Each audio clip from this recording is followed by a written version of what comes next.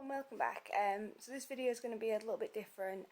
I'm going to try my best at putting me down in the corner and some gameplay footage of Baldur's Gate up in the background because the sound got messed up.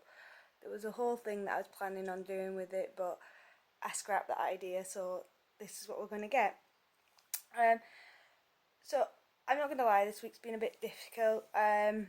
In the steps program, we're on communication, which I thought I was quite a good communicator, but turns out I don't know a lot of words other than the high points of being angry or sad, really. So I am learning a lot of things through this, and it's kind of hit me a little bit hard. There's a lot of stuff going on, like I've been put on. If anyone's been here for a while, you'll know I've lost a lot of weight over the last year, so they've put me on these shakes to try and shrunk me up a bit because I'm now at a weight that's just not acceptable, and my sleep's a bit messed up at the moment. So there's a lot going on. So this week I've not been in the best of straight and narrow, and after last week's distancing and practicing the distancing and stuff like that, and noticing when I need to take a step back and a breather and when my pot's at boiling point,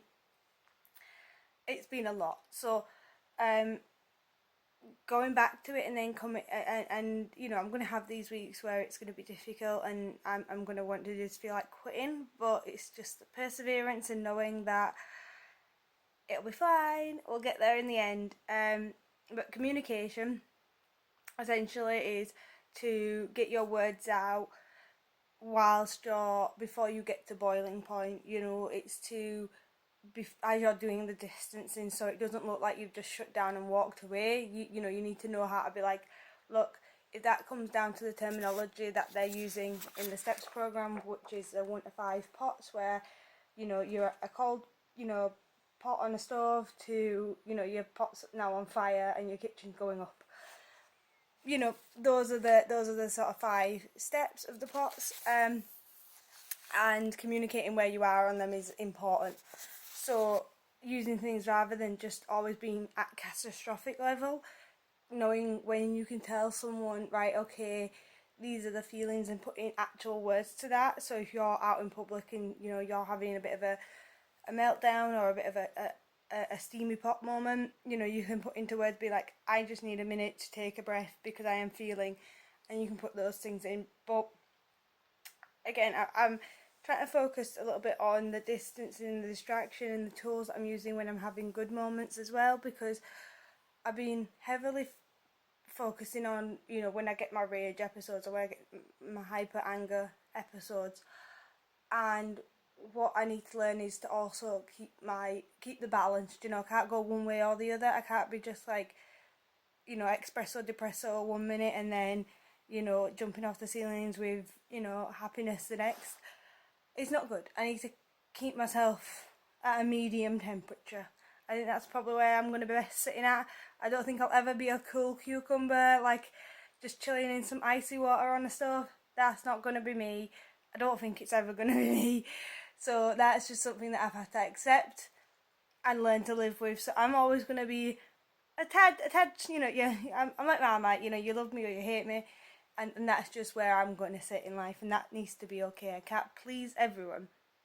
So finding words that actually describe when I'm at that point of like, I'm okay, I'm doing well, it's been nice. And it might seem stupid that at 32 now I have to have a list of words and feelings, you know, like dreadful, and it makes me feel a little silly.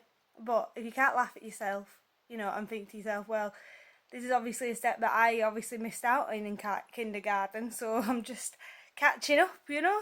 Might be a bit late, but at least I'm on the train now, you know, I've caught up to it, I'm on the train. I might be at the back of the train, but I'll get there eventually.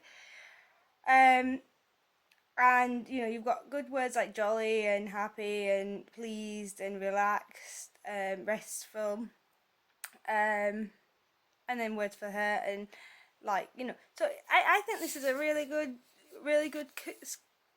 skill piece of paper, like a skill worksheet. I definitely think I'd probably keep a couple of them around my house and some sticky notes. I might do that today, get some of those put up. Just if I'm having a moment in like a different room, there's some words that maybe could describe a couple that could be happy or, you know, happy related, and then some that are like sad related, just in case I get into one of those moments where I need to articulate but my brain has shut off, because that is one of the problems, is that you kind of shut off the thinking.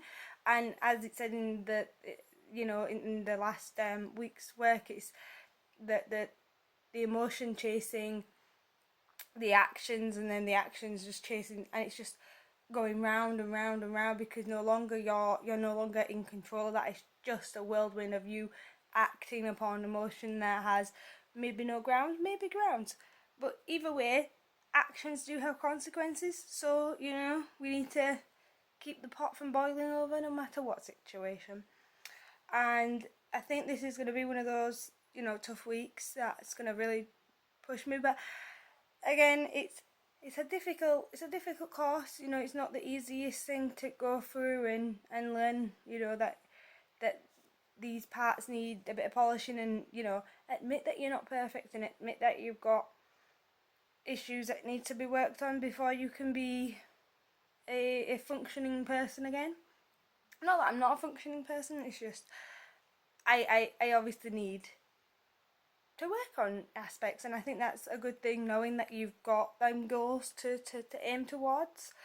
And that is my goal this year, is just to truck along with this, and hopefully some of it'll stick and we'll get to a better place. But thanks for coming along on the journey. I'm sorry if it's a different format, and there probably will be one more of these kind of ones coming up with the Baldur's Gate, just because of the situation with the mic. What happened is we were recording, I had the mic on, and basically it was just, and then it just evolved into the dogs screeching and barking. That's why we normally have the mic off, or if we do, we have the dogs in a different room, or whatever the situation is.